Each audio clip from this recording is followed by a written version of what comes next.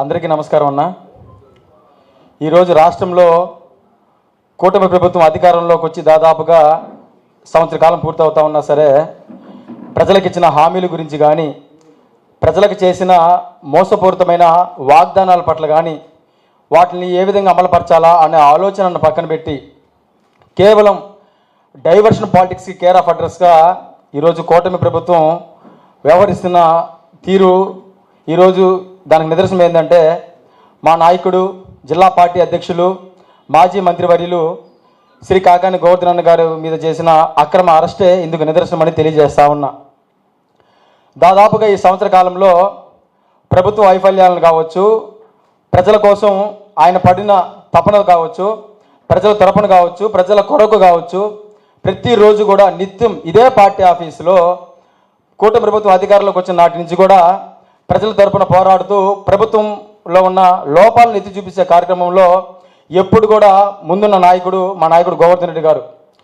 ప్రజల తరపున పోరాడుతున్నాడు, ప్రభుత్వ లోపాలను ఎత్తి చూపిస్తున్నాడు అనే ఒకే ఒక్క కారణంతోనే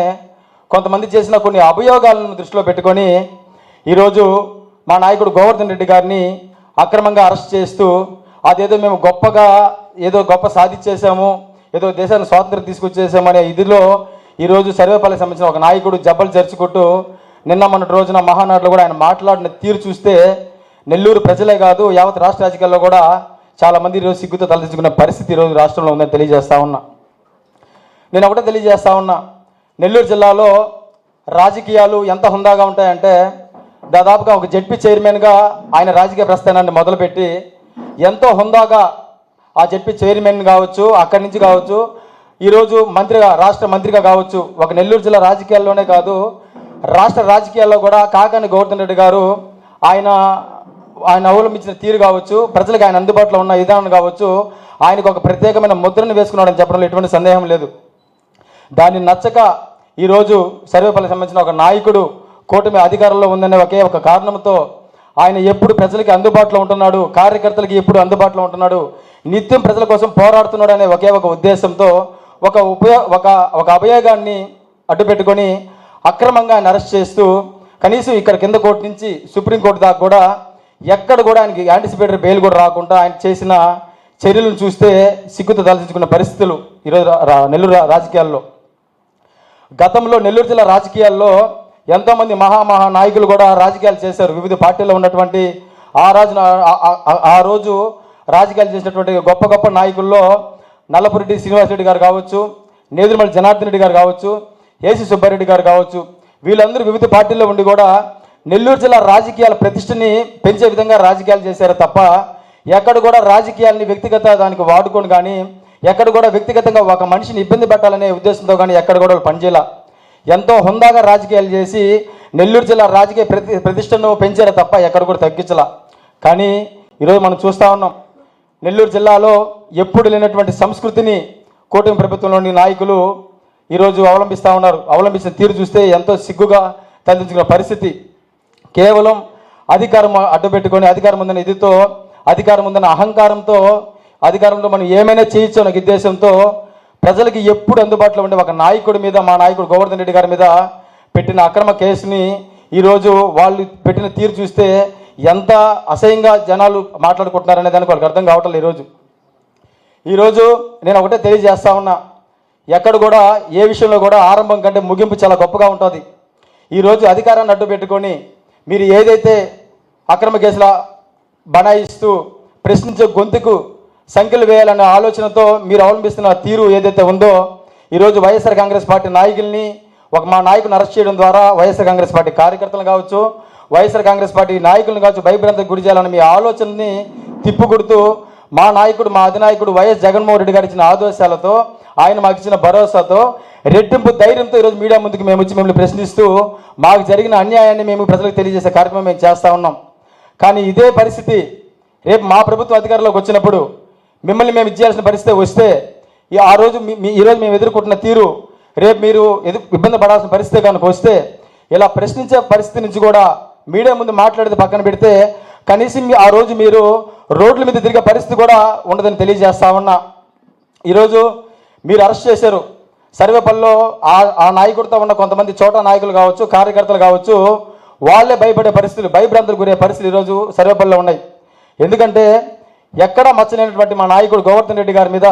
ఈ విధమైన అక్రమంగా కేసులు అరెస్ట్ చేస్తే, అక్రమంగా ఆయన మీద అభియోగాలు మోపి ఆయన అక్రమంగా అరెస్ట్ చేస్తే, రేపు వాళ్ళ ప్రభుత్వ అధికారులు మా ప్రభుత్వ అధికారులు వచ్చినప్పుడు మా పరిస్థితి ఏంది అని ఈరోజు తలలు పెట్టుకుంటూ భయభ్రాంతికి గురవుతూ అధికారంలో ఉన్నా కానీ రాజకీయాలు ధైర్యంగా చేయలేని పరిస్థితులు ఈరోజు సర్వేపల్లిలో కొంతమంది నాయకుల్లో ఉందని తెలియజేస్తా ఉన్నా. ఎప్పుడు కూడా మా నాయకుడు గోవర్ధన్ రెడ్డి గారు ఈ సంవత్సర కాలంలో ఇదే ఆఫీసులో ప్రతిరోజు కూడా ప్రతి ఒక్క కార్యకర్త కావచ్చు, ఆయన వెంట నడిచిన అనుచరులు కావచ్చు, కార్యకర్తలు కావచ్చు, నాయకులు కావచ్చు, ఎప్పుడు అండగా ఉంటూ ప్రభుత్వ లోపాలను ఎత్తి చూపిస్తూ ఉన్నాడనే ఒకే ఒక కారణంతో ఆయన మీద అరెస్ట్ చేయడం జరిగింది. మాకు చట్టం మీద నమ్మకం ఉంది, న్యాయంగా మేము పోరాడతాం, న్యాయ వ్యవస్థల మీద మాకు గౌరవం ఉంది కాబట్టి న్యాయంగా పోరాడుతూ ఉన్నాం. ఖచ్చితంగా మా నాయకుడు గోవర్ధన్ రెడ్డి గారు జైలు నుంచి ఆయన రిమాండ్లో ఏదైతే ఉన్నాడో క్లీన్ చిట్తో ఆయన బయటకు వస్తాడని విశ్వాసాన్ని వ్యక్తం చేస్తూ ఉన్నాం. ఈరోజు మీరు ఏదైతే ప్రశ్నించే గొంతుకు మీరు సంఖ్యలు చేస్తారనుకున్నారో ఆయన ప్రశ్నించే గొంతు కాస్త రేపు ఆయన బయట క్లీన్ చిట్తో బయటకు వచ్చిన రోజు గర్జించే గలంతో ఆయన మీ ముందు ఉంటాడని తెలియజేస్తూ ఈరోజు రాష్ట్రంలో ప్రభుత్వ పథకాల విధిలో కావచ్చు, ప్రభుత్వం అవలంబిస్తున్న తీరును కావచ్చు, రానున్న రోజుల్లో మా నాయకుడు ఆయన ఆదేశాలతో ఖచ్చితంగా మేము ముందుకు సాగుతామని తెలియజేస్తూ నెల్లూరు జిల్లా వైఎస్ఆర్ కాంగ్రెస్ పార్టీ యువజన విభాగం తరపున మేము దీన్ని తీవ్రంగా ఖండిస్తూ రాబోయే రోజుల్లో మా నాయకుడు శ్రీ పర్వతిరెడ్డి చంద్రశేఖర్ రెడ్డి గారి ఆదేశాలతో మరింత ఉధృతంగా ఈ యొక్క కార్యాచరణని ఏమైనా ఉంటే న్యాయపరంగా మేము పోరాటాలు చేస్తూ ఖచ్చితంగా మేము మా నాయకుడు గోవర్ధన్ రెడ్డి గారి విషయంలో కావచ్చు, మా వైఎస్ఆర్ కాంగ్రెస్ పార్టీ నాయకుల విషయంలో కావచ్చు గట్టి చర్యలు తీసుకుంటామని తెలియజేస్తూ గోవర్ధన్ రెడ్డి గారు ప్రజలకు ఏ విధంగా అందుబాటులో ఉంటాడనే దానికి ఒక చిన్న ఉదాహరణ. దాదాపుగా ఆయన అరెస్ట్ చేసిన రోజు నుంచి కూడా ఈ రోజు దాకా కూడా ఆయన కుటుంబానికి ఆయన ఇంటికి వందలాది మంది కార్యకర్తలు కావచ్చు, నాయకులు కావచ్చు, ప్రతిరోజు కూడా మీ కుటుంబానికి, మీ గోవర్ధన్ గారి కుటుంబానికి మేము అండగా ఉంటామని ప్రతిరోజు వందల మంది కార్యకర్తలు, నాయకులు వస్తున్నారంటేనే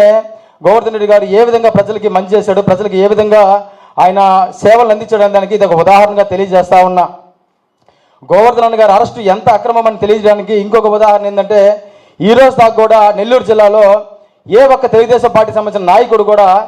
ఈ యొక్క అరెస్టుని ఇది సమయాన్ని ఎవరు కూడా సమర్థించకపోవడం ఇది ఒక నిదర్శనం తెలియజేస్తా ఉన్నా. ఇది అక్రమం అరెస్టు అని వాళ్ళ నాయకులకు కూడా తెలుసు కాబట్టి ఒక సర్వేపల్లి నాయకుడు తప్పితే ఇంక వేరే ఏ నాయకుడు కూడా దీని గురించి మాట్లాడే పరిస్థితి లేకపోవడం మీరు గమనించండి. రాబోయే రోజుల్లో ఖచ్చితంగా మీరు ఏ సంస్కృతిని అయితే మొదలుపెట్టారో ఆ సంస్కృతిని మేము ముగించే రోజు ఖచ్చితంగా మీ నాయకులు కావచ్చు, మీ కార్యకర్తలు కావచ్చు, ఎవరైతే మా నాయకుని అక్రమంగా అరెస్ట్ చేసి పైశాచిక ఆనందం పొందుతూ ఉన్నారో వాళ్ళందరికీ కూడా తగిన బుద్ధి చెప్పే కార్యక్రమం కూడా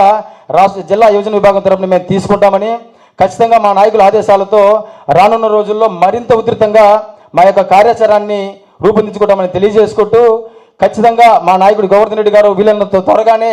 క్లీన్ చిట్తో బయటకు వస్తారని మేము తెలియజేస్తూ సెలవు తీసుకుంటా ఉన్నాం. Thank you. మరెన్నో వీడియోల కోసం మా ఛానల్ ని సబ్స్క్రైబ్ చేసుకుని పక్కనే ఉన్న బెల్ ఐకాన్ ని క్లిక్ చేసి యాక్టివేట్ చేసుకోండి.